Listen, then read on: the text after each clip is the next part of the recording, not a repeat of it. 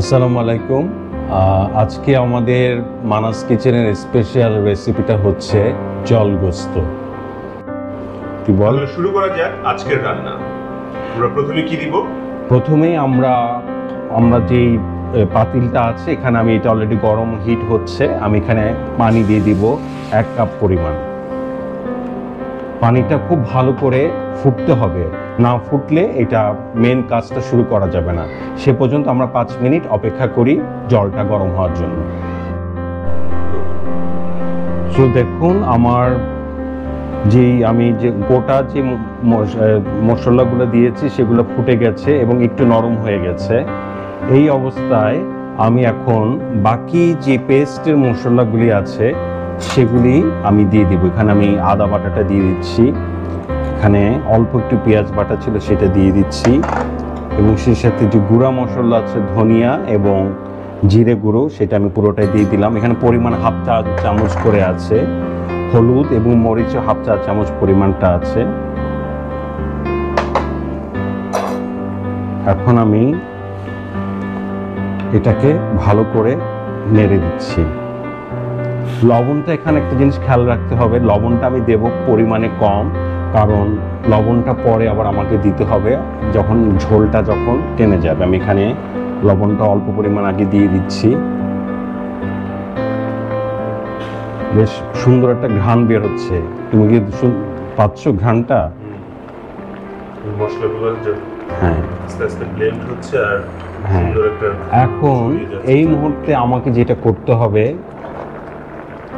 এই টমেটোটা দিয়ে দিতে হবে, কারণ টমেটোটাও আস্তে আস্তে এটা নরম হতে থাকবে। আমি পেঁয়াজের সাথে দিতে পারতাম, কিন্তু আমি একটু পরে দিচ্ছি যাতে এটা টেস্ট আস্তে আস্তে বের হয়, এটা ফ্লেভারটা একটা থিকনেস ভাব আসার জন্য।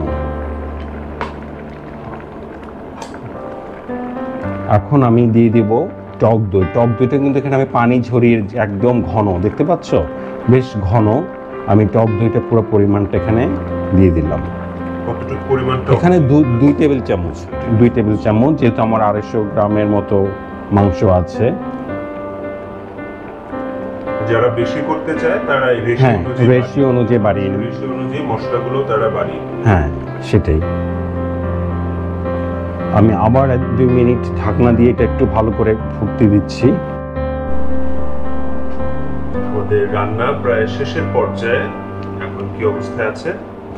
আমাদের প্রায় শেষ হয়ে গেছে। আমি 20-25 মিনিট এটা রান্নাটা করেছি। দেখেন যে পানিটা দিয়েছিলাম কমে কতটুকু হয়েছে, গ্রেভিটা হয়েছে। ওই যে পেঁয়াজটা দিয়েছি, আস্ত পেঁয়াজ এবং দইয়ের একটা সংমিশ্রণে দেখি মাংসটা সেদ্ধ হয়ে গেছে। এখন আমাকে যে কাজটা করতে হবে, সব কিছু টেস্ট করে দেখতে হবে জিনিসটা কি। কালারটা দেখতে পাচ্ছ শাওন, যে কালারটা কেমন হয়েছে? খুবই আকর্ষণীয় লাগছে। এখন এখানে আমি যেটা করব, 1 পিস লেবুর রসটা দেব। এটার খাবারের টেস্টটার একটা লেমন ফ্লেভার দিবে, টেস্টটা অন্যরকম করবে। এবং সেই সাথে আমি যে বলেছিলাম যে লবণ এবং চিনির একটা ব্যালেন্স দেখার জন্য, সেটা আমি একটু দেখে নিই আগে যেটা কতটুকু লাগতে পারে।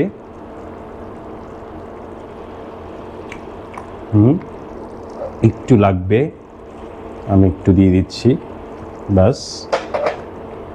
আমার রান্না প্রায় শেষের দিকে। এখন যেই মেন কেরামতি, কিন্তু যেমন আমি সব রান্নার একটু অন্যরকম ফ্লেভার আনার চেষ্টা করি, এটা হচ্ছে সেই বিশেষ কিছু। এটা হচ্ছে কাসুটি মেথি। এটাকে দিয়ে এই আমার রান্নাটা শেষ করে দিলাম, আর বাকি যেটা ছিল এটা আমি একটু দিয়ে দিলাম। এখন একটা ঘ্রাণ বেরোবে। যা যা দেখালেন এটা তো মোটামুটি কমন, সবাই পারবে, কিন্তু এই কাসুটি মেথিটাই তেল ছাড়া জলগোস্তের মানুষ যদি তেলটি খেতে না পারে, মনে আফসোস থেকে যায়। যেটু টেস্ট যদি ভালো করতে না পারি তাহলে আর কি রইলো।